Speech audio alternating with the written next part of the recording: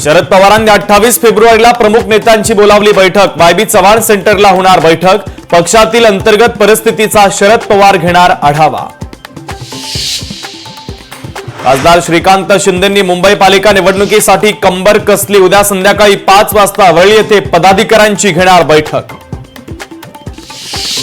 हर्षवर्धन सपकाळ उद्या काँग्रेस प्रदेश अध्यक्षपदी पदभार स्वीकारणार। प्रमुख नेत्यांच्या उपस्थितीमध्ये बिर्ला मातोश्री सभागृहामध्ये सोहळा पार पडणार।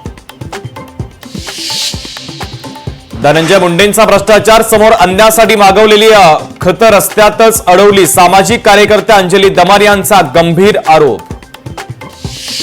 ठाकरेंच्या खासदार आणि आमदारांची बैठक 20 आणि 25 फेब्रुवारीला उद्धव ठाकरे करणार मार्गदर्शन। न्यू इंडिया कोऑपरेटिव्ह बँक गैरव्यवहाराच्या प्रकरणी धक्कादायक माहिती समोर। आरोपी हितेश मेहतानं परस्पर आरोपी धर्मेश पोनला 70 कोटी दिले। आर्थिक गुन्हे शाखेच्या तपासात धक्कादायक माहिती समोर।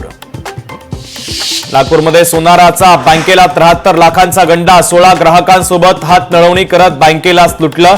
आरोपी सोनारासह 16 जणांच्या विरोधात गुन्हा दाखल। पिंपरी चिंचवडमध्ये पेट्रोलमध्ये चक्क आढळलं पाणी। पूर्णानगर परिसरातील पंपावरील पेट्रोल भरल्यानं अनेक वाहनं पडली बंद। महावितरण कंपनीकडून प्रस्तावित वीज दरवाढ लागू। सोलापुरातील लघु उद्योजकांचा वीज दरवाढीला तीव्र विरोध।